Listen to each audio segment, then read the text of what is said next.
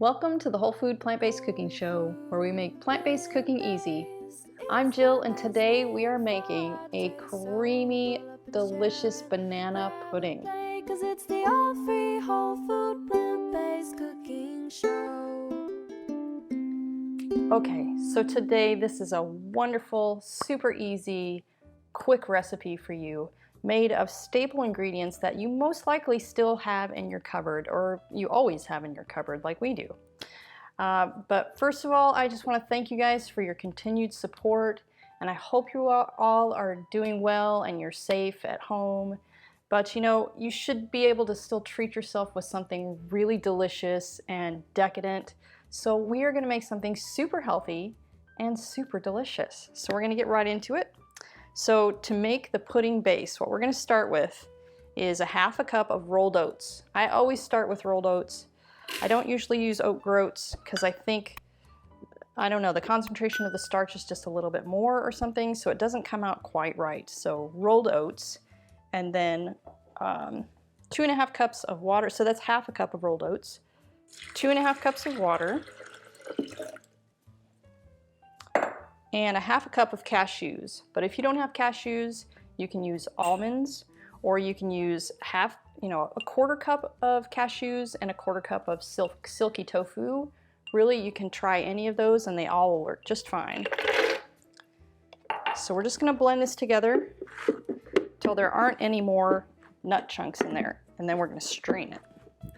If I can get the lid to cooperate.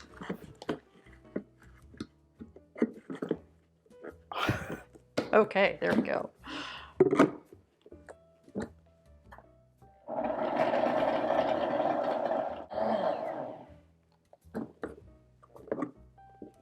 Okay, now that we have this blended, you're going to get yourself a strainer similar to this, or if you have a nut milk bag, anything like that will work. We just want to get out the larger chunks if there still are any larger chunks in there. I'm just straining this into my water container. And then I still have my blender, but I don't even have to rinse that out because we're going to use this again. It's all the same ingredients, so we're good to go. So just going to strain all of that liquid out. And you can always save this pulp.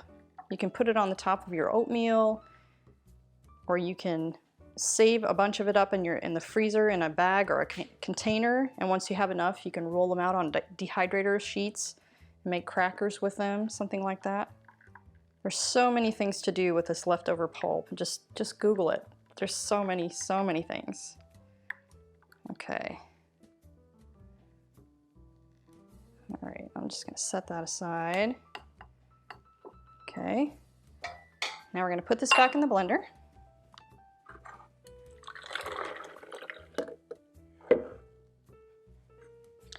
Along with a half cup of dates. So that would probably be about 4 to 5 medjool dates, but all I have right now are these little diglett dates, so it takes about 8 to 10 of them. Make sure they're pitted, of course.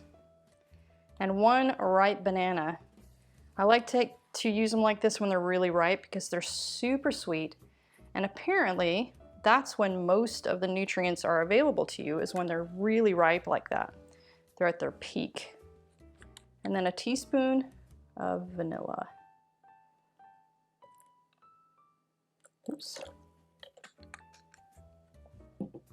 Okay, so we're going to blend this together again until there aren't any more date chunks, because you want this to be really smooth and creamy, because this is banana pudding, right? You want it to just look silky and smooth.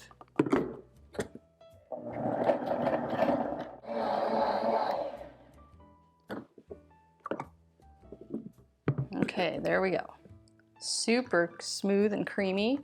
Now I've got a medium-sized pan here, and I'm going to set the burner on medium-high, and we're just going to pour that in there, and we're just going to whisk it.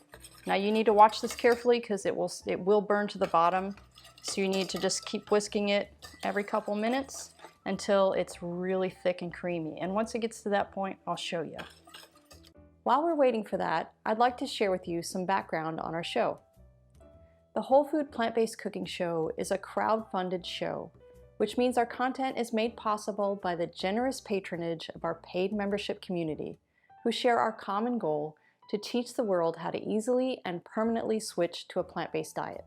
My husband and I create these free weekly cooking shows to share all of the delicious recipes that we use every day in our own family kitchen. Our recipes are now used by hundreds of thousands of viewers every month from all over the world. Our paid memberships offer additional perks like access to our ebooks and in-depth courses, including our 28 Days Plant-Based Made Easy course, where we offer a step-by-step guide to making the switch to a fully plant-based diet. With meal plans, shopping guides, daily learning materials, and over 65 of our favorite recipes. If you love our content and find it's helping you to live your best plant-based life, please join us on our mission to share this life-changing message with the world and become a supporting member today by following the link in the description. It is the continued growth of our supporting member community that makes this show possible. Okay, let's get back to the show. Okay, so if you want to come in and take a look, I want to show you how thick it needs to be before you put it in your container. So what we're looking for, if you see that creaminess, thicker than a gravy. So then we can put it in our container and it will set up and it will be thick. So once you're to that consistency, then you need to get yourself a container for the refrigerator, you know, a glass container, Tupperware, whatever you have, something that you can cover with a lid, because you don't want any of those flavors from your refrigerator getting into there. I'm just gonna pour it straight in.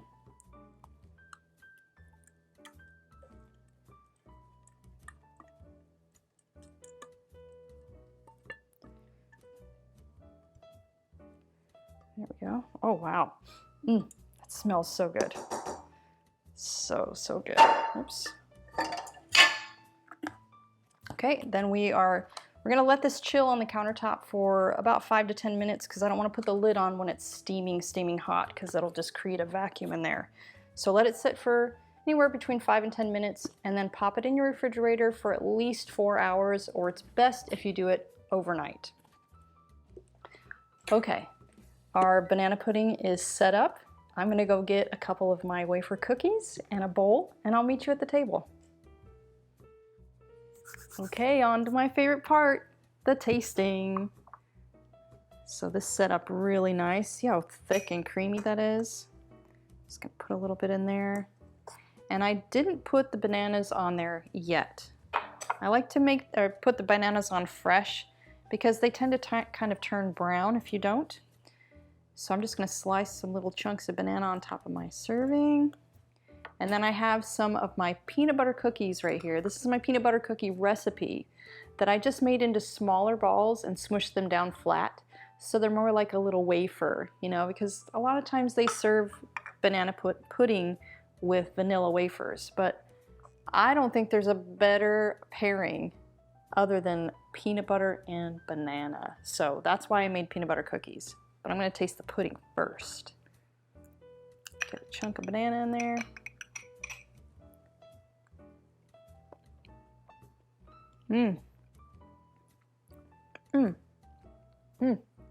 So good, so good. And you could even make this even better by making like a coconut whipped cream or something to go on top of that. I'm gonna try one of the wafers dipped in there.